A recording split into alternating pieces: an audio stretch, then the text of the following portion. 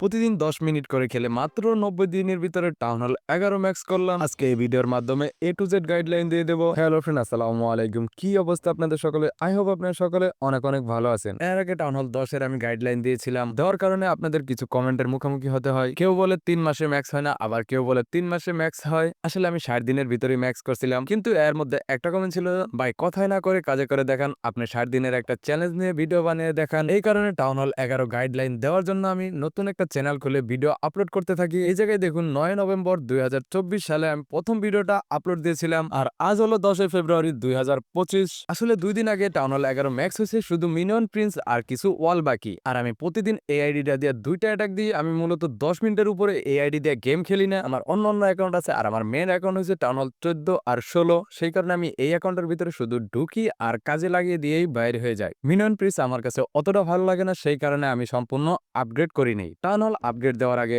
কয়েনের box, ইলিক্সারের box আর dark ইলিক্সারের box ফুল রাখবেন, কারণ সবকিছু নামাতে আর আপগ্রেড দেওয়ার জন্য সুবিধার জন্য। টাউন হল 11তে আমরা যেই নতুন জিনিসগুলো পাই তা হলো গ্র্যান্ড ওয়ার্ডান, ইগল আর্টলারি আর হলো টর্নেডো ট্র্যাপ।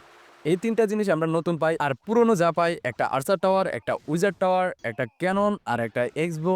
এর সাথে পাই আমরা 25টা ওয়াল। এই জায়গায় 3টা জিনিস নামাতে বেশি সময় লাগে, ইগল আর্টলারি, টর্নেডো আর হলো এক্সবো। এর সাথে আমরা আপগ্রেড করব হিরো হল আর ল্যাবরেটরি। এই দুইটা আপগ্রেড করার কারণ হলো টাউন হল উঠলে আমাদের হিরো আপগ্রেড করার জন্য হিরো হল প্রয়োজন, আর টুপস আপগ্রেড করার জন্য ল্যাবরেটরি প্রয়োজন। এগুলো নামাতে আর আপগ্রেড দিতে বেশি দিন সময় লাগবে না, 2-3 দিনের ভিতরে আমাদের বিল্ডার 5টায় খালি হয়ে যাবে। তারপরে আমাদের বিল্ডারকে ভাগ করে নিতে হবে। বিল্ডারকে আমরা 3 ভাগে ভাগ করে নেব। প্রথমত 2 বিল্ডার দিয়ে আমরা সবসময় হিরোকে আপডেট দেব, আর এই জায়গায় গ্র্যান্ড অর্ডানকে সবার আগে আপডেট করে নেব, কারণ গ্র্যান্ড অর্ডানের সময় কম লাগে, তাই আমরা অতি তাড়াতাড়ি গ্র্যান্ড অর্ডানকে আপডেট করতে পারবো। তাহলে 2 বিল্ডার দিয়ে সবসময় হিরোকে দিব, আর 3 বিল্ডারের ভিতরে 2 বিল্ডার দিয়ে দিব আলাদা আলাদা ডিফেন্স, আর 1 বিল্ডার দিয়ে দেব অন্যান্য জিনিস। 3 বিল্ডারের 2 বিল্ডার দিয়ে আমরা কয়েনের বক্স, ইলিক্সারের বক্স আর ডার্ক ইলিক্সারের বক্স আগে আপডেট করে নেব, আর 1 বিল্ডার দিয়ে আমরা ব্রাক আপডেট দিব, কারণ টাউন হল 11তে বেশিরভাগই ইলেকট্রো ড্রাগন অ্যাটাক দেয়। এই কারণে ব্রেক আগে আপডেট দিব। ইলেকট্রো ড্রাগন আনলক হলে ল্যাবেতে সর্বপ্রথম ইলেকট্রো ড্রাগন দিয়ে দিব।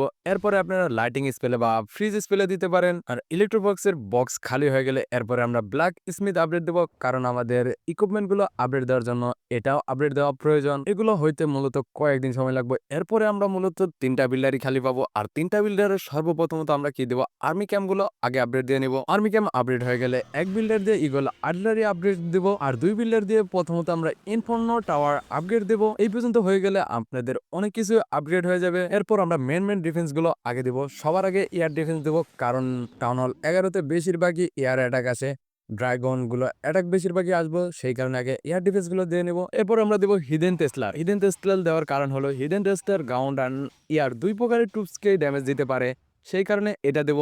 এরপরে আমরা দেবো এক্সব্রো। এক্সব্রো দেওয়ার কারণ হলো এয়ার এবং গ্রাউন্ড 2 প্রকারের টুপসকে ড্যামেজ দিতে পারে। এই পর্যন্ত হয়ে গেলে তারপর আমরা দেবো উইজার টাওয়ার। উইজার টাওয়ার আপগ্রেড হওয়ার পরই আমরা দেবো আর্চার টাওয়ার। আর্চার টাওয়ার আপগ্রেড সম্পূর্ণ হয়ে গেলে আমরা দেবো ক্যানন। ক্যাননগুলো আপগ্রেড দিয়ে দেবো। এরপরে আমাদের বাকি থাকবো 2টা এয়ার সুইপার।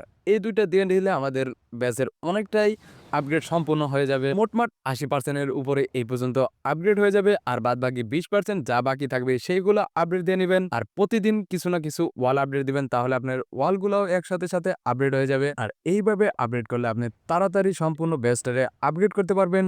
আমার 90 দিন সময় লাগছে, আপনার এর চেয়েও কমও লাগতে পারে। তো বলি এই 90 দিনের ভিতরে আমি 3টা CWL খেলতে পারছি, আর 3টা CWL থেকে যেই রিওয়ার্ডগুলো পাইছি আমি সেই রিওয়ার্ড দিয়ে বিল্ডার পোষণ কিনছি শুধু। আর এই বিল্ডার পোষণ কেনার কারণে আমার 5টা বিল্ডারই বুশ হইতে থাকছে, আমি অন্য কিছু কিনি নাই, আর আমি কোনো প্রকারের টাকা খরচ করা ছাড়াই 90 দিনের ভিতরে ম্যাক্স করছি। আপনি যদি আমার গাইডলাইন অনুসারে আপগ্রেড করতে চান, তাহলে আপনার ব্যাচও তাড়াতাড়ি ম্যাক্স হয়ে যাবে। আর আজকের ভিডিওটা এই পর্যন্তই। যদি ভিডিওটা ভালো লাগে অবশ্যই একটা লাইক করবেন, আর চ্যানেলে নতুন হলে সাবস্ক্রাইব করতে ভুলবেন না।